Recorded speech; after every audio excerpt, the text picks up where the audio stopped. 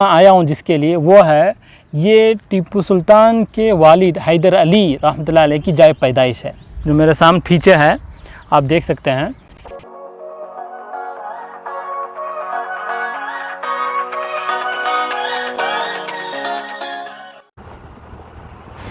अस्सलामु अलैकुम वरहमतुल्लाहि वबरकातुहू। मेरा नाम मुज़म्मिल है और आप सबका फिर से इस्लामिक लीडरशिप में खैर मुक़द्दम है।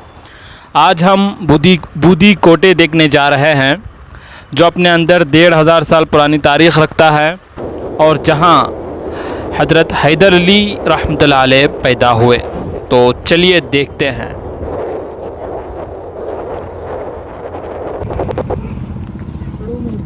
हाँ चढ़।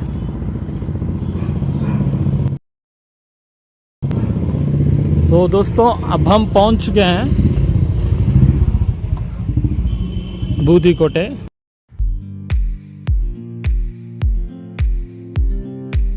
तो चलिए देखते हैं। इस तरह से इसकी एंट्रेंस है। इसकी मैं आपको शॉर्ट एंड स्वीट हिस्ट्री भी बताऊंगा। बिस्मिल्लाहिर्रहमानिर्रहीम। यहाँ कदीम मंदिर हैं दाएं बाएं जाने पर। जैसे ही आप अंदर आएंगे आपको मंदिर नज़र आएंगे।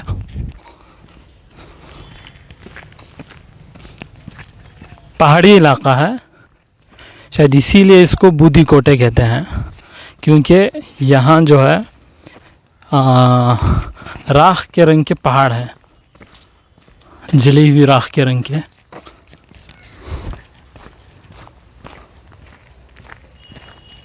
ये पूरा ये वो इलाका है जहाँ हज़रत हैदर अली रहमतुल्लाह अलैह पैदा हुए और ये जहाँ बड़े हुए हो पल बढ़कर।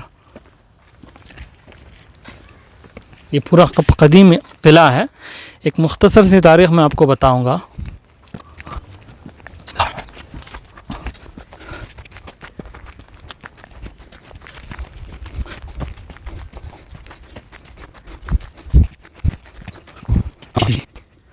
अब हम पहुँचे हैं उस जगह जहाँ हज़रत टीपू सुल्तान रहमतुल्लाह अलैह के वालिद हज़रत हैदर अली ख़ान पैदा हुए।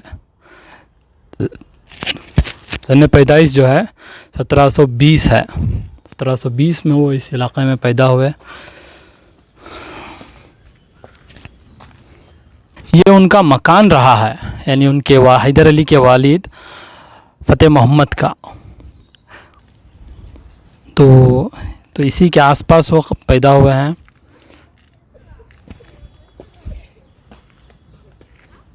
पूरा जंगल है। उस ज़माने में ये किला रहा है। हाँ देखिए, यहाँ बैठने के लिए जगह हैं ताकि टूरिस्ट लोग आएँ।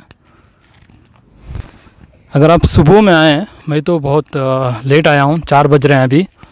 सुबह में आएँ तो कुदरत का लुत्फ़ उठाने के लिए काफ़ी बेहतरीन जगह है। ये जो है कदीम किला जो था उसका एंट्रेंस रहा होगा। ये जो दरवाज़ा नुमा चीज़ यहाँ बनी हुई है, देखिए। यहाँ बेस्टन्स भी हैं, क्या कहते हैं उसको, किले के जो गढ़ होते हैं, जहाँ से जो है किले की हिफाजत की जाती है। यहाँ तकरीबन 4-5 बताए जाते हैं। देखिए वहाँ एक है पहाड़ पर और दूसरा यहाँ पर है, और कहाँ अंदर है पता नहीं मुझे।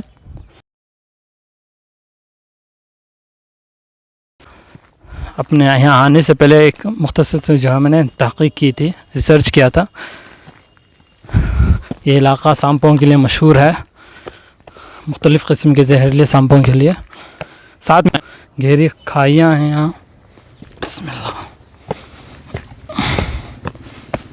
ओ माशाल्लाह, बहुत ही खूबसूरत नज़ारा है। देखिए दूसरा बेस्टन वो है गढ़ जो है किले का। हम एक पर आए हैं, वहाँ भी जा सकते हैं।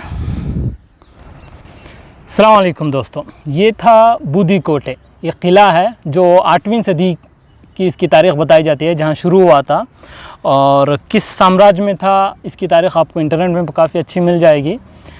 एक अहम चीज़ जो मैं यहाँ आया हूँ जिसके लिए, वो है ये टीपू सुल्तान के वालिद हैदर अली रहमतुल्लाह अलैह की जाए पैदाइश है। जो मेरे सामने पीछे है आप देख सकते हैं, ये जाए पैदाइश है उनकी, जो 1720 में यहाँ पैदा हुए। इनके वालिद जो है गुलबर्गा से यहाँ आए थे और यहाँ के एक पाड़ेगार ने, इस किले की, इस हुकूमत के पाड़ेगार ने उनको यहाँ जगह दी और वो अपनी बहादुरी की वजह से यहाँ मशहूर हुए और उन्होंने काफ़ी अच्छा नाम भी कमाया। ये देखिए कदीम ज़माने के पहाड़ों में जो है कुदरती तौर पर उन्होंने ओखलियाँ बनाई हुई हैं, जहाँ जिस पर जो है मसाले जो वगैरह पीसा करते थे। मुझे ये एक मिला और यहाँ एक दूसरा। तो यहाँ पर आबादी रहने के काफ़ी बड़े सबूत हैं ये। तो कदीम किले की कुछ बाक़ियात देखते हैं।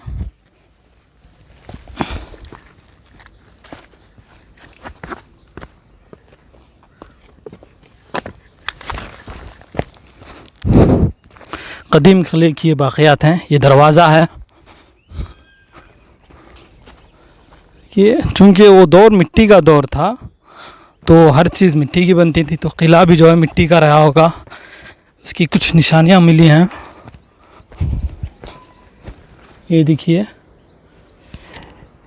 ये मिट्टी की दीवार है और वहाँ पर भी दूर में कुछ बाक़ियात हैं, ये भी दीवार है। तो चलिए दूसरे बेस्टन पर चलते हैं। बिस्मिल्लाहिर्रहमानिर्रहीम। देखिए हम सबसे बड़ा बेस्टन जो नज़र आया गढ़ किले का, उसके ऊपर चढ़ रहे हैं और पत्थरे जो है पहाड़ स्लिप बहुत हो रहा है।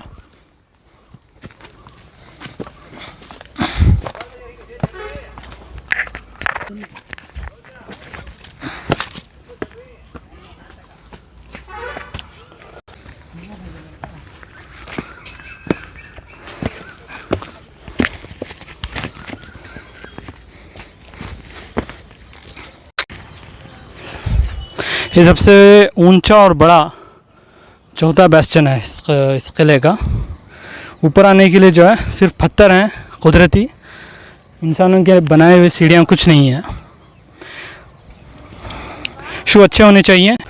काफ़ी फिसल रहे थे और खाई बहुत ऊंची है, गिर गए तो मर सकते हैं, मर जाएंगे। नज़ारा काफ़ी अच्छा है पूरा शहर का।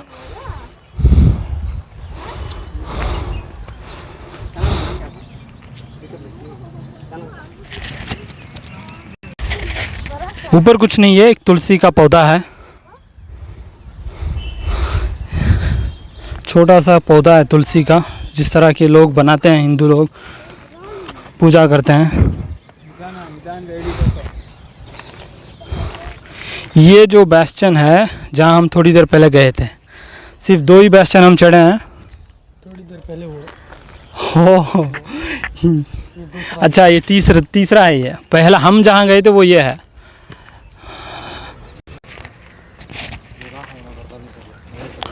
देखिए इसके किले के ऊपर एक अच्छी चीज़ मालूम हुई।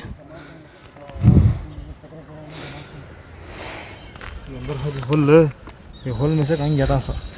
ये सुरंग है, ये पूरी यहाँ से दरवाज़ा है और जो है यहाँ से निकल सकते हैं आप, जो बंद किया गया है। कहने को तो ये भी कहते हैं कि यहाँ से सीधा मैसूर तक के लिए सुरंग मौजूद है। रहना चाहिए। और बेंगलुरु से जो है 76 किलोमीटर 76 किलोमीटर का रास्ता है ये, जो हाईवे रोड से हटकर आता है गांव और देहातों के बीच से। तो जो बेंगलुरु से आते हैं वो काफ़ी ध्यान के साथ आएँ और सुबह में आने की कोशिश करें ज़्यादा से ज़्यादा।